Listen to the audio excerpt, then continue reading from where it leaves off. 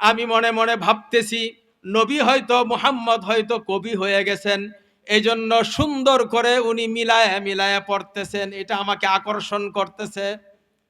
হযরত ওমর বলেন, যখন আমি মনে মনে ভাবতেছি তিনি কবি হয়ে গেছেন, এমনিই নবীজি তেলাওয়াত করলেন, ওয়ামা হুয়া বিকাউলি শাইরিন কালিলাম মা তুমিনুন। ওয়ামা হুয়া বিকাউলি শাইর, বলেন যে না না, এটা কোনো কবির কথা না। কালিলাম মা তুমিনুন, তোমরা খুব কমই ঈমান আনায়ন করো। হযরত ওমর বলেন, আমি আশ্চর্য হয়ে গেলাম। আমি ভাবলাম জিনে শিখায়, উনি বলেন জিনে শিখায় না। এবার আমি মনে মনে ভাবতেছি তিনি কবি হয়ে গেছেন, নবী বলেন আমি কবি হই নাই, এটা কবির কথা না। তাহলে তো শুধু কবি না, তিনি তো গণকও হয়ে গেছেন। আরে গণক না কয় না আন্তাজি? আরে বাজারও দেখছেন না গণক, দেখে দেখে মনের কথা কয়। হযরত উমর ভাবতেছেন নবী এই যে মুহাম্মদ হয়তো গণক হয়ে গেছে, নাইলে আমি পিছনে বসে চিন্তা করি এটা উনি কয় কি করিয়া, আমার মনের কথা উনি বুঝেন কি করিয়া। আচ্ছা বলেন, আমরা যে এই যে দুইজন বসা, আমরা মনে মনে কি চিন্তা করতেছি আপনারা বুঝতেছেন? হযরত ওমর বলেন, আমি মনে মনে ভাবতেছি মুহাম্মদ বাতিজাতা গণক হয়ে গেছে। কি হয়ে গেছে? গণক হয়ে গেছে। এমনি নবীজি তেলাওয়াত করলেন, ওয়ালা বিকাউলি কাহিনিন কালিলাম মা তাযাক্কারুন। না না, বিকাউলি কাহিন, এটা কোনো গণকের কথাও না। কালিলাম মা তাযাক্কারুন, কিন্তু তোমরা খুব কমেই উপদেশ গ্রহণ করে থাকো।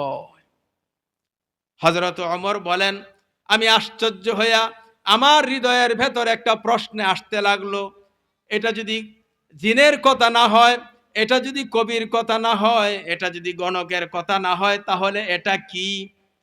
এমনি নবীজি তেলাওয়াত করলেন, তানসিলাম মির রাব্বিল আলামিন।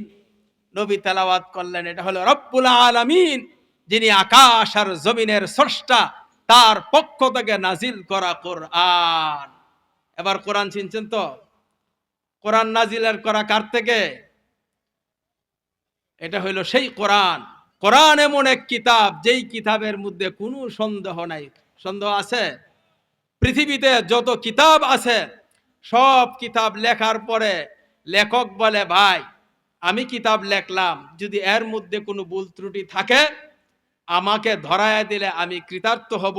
পরবর্তী সময় আমি যখন আবার এটা ছাপাবো, এই ভুলটাকে আমি শুধরায় নিব। কিন্তু আল্লাহ রাব্বুল আলামিন কোরআনের প্রথমেই চ্যালেঞ্জ করছেন, যালিকাল কিতাব লা রাইবা ফীহ। যালিকাল কিতাব, ইহা একটা কিতাব, লা রাইবা ফীহ, যার মধ্যে কি নাই? কোনো সন্দেহ নাই। চ্যালেঞ্জ করছেন কে? আল্লাহ। এই কিতাবের মধ্যে কোনো সন্দেহ আছে? কোরআন হলো এমন এক কিতাব, এই কিতাবের মধ্যে যেই আসবে ওই লোকটাই কোরআন থেকে হেদায়েত নিয়ে যাবে। কি নিয়ে যায়? হেদায়েত নিয়ে যায়। কোরআন কাউকে মাহরুম করে না। কোরআনের কাছে যে যেভাবেই আসুক, সেখান থেকে কি নিয়ে যায়? হেদায়েত নিয়ে যায়। এই যে মাদ্রাসা, আহারে, এই মাদ্রাসায় যদি কেউ আসে, কি বলেন, এখানে টাকা দিলেও সওয়াব, আসলেও সওয়াব, সাহায্য করলেও সওয়াব, ছেলে দিলেও তার জন্য। এই যে আমার আগে যিনি ওয়াজ করছেন বলছেন, নিজের সন্তান দিলে ওই সন্তান যেদিন কেউ কারো জন্য উপকারে আসবে না, সেই দিন এই সন্তান হাফেজ কোরআন কয়জন নিয়ে জান্নাতে যাবে? এটা হলো সেই প্রতিষ্ঠান। কোরআন হলো এমন এক কিতাব, এই কিতাবের মধ্যে যদি কেউ আসে, কোরআনের কাছে যদি কেউ আসে, কোরআন থেকে কেউ মাহরুম হয় না। সবচেয়ে বড় নিয়ামত যেটা, সেটা নিয়ে যায়, সেটার নাম হলো হেদায়েত। সেটার নাম কি? এটার নাম হলো হেদায়েত। এই পৃথিবীতে যা আছে, আপনার অনেক টাকা পয়সা আছে, কি বলেন, যেদিন কবরে যাবেন কয়টা নিয়ে যাবেন সাথে? বাড়ি আছে, গাড়ি আছে, টাকা আছে, পয়সা আছে, জনমত আছে, সব কিছু থাকবে মাটির উপরে। আপনি যাইবেন দুই জিনিস নিয়া। কয় জিনিস নিয়া?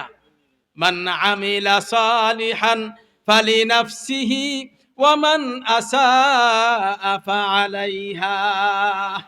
নেক আমল সঙ্গে যাবে, বদ আমল উপরে থাকবো নাকি? কি বলেন? বদ আমল রেখে যেতে পারবেন যে এইটি কবরে নিতাম না, এটি কবরে নিলে তো বিপদ হইব, বিপদটা উপরে থাক, বালাটা আমার সাথে যা। কি বলেন? কাজ হবে? কাজ হবে না। এই কোরআন হচ্ছে এমন এক কিতাব, এই কিতাবের কাছে যে যেভাবেই আসুক এই কিতাব থেকে সে উপকৃত হয়ে যাবে। কোরআন কাউকে মাহরুম করে না।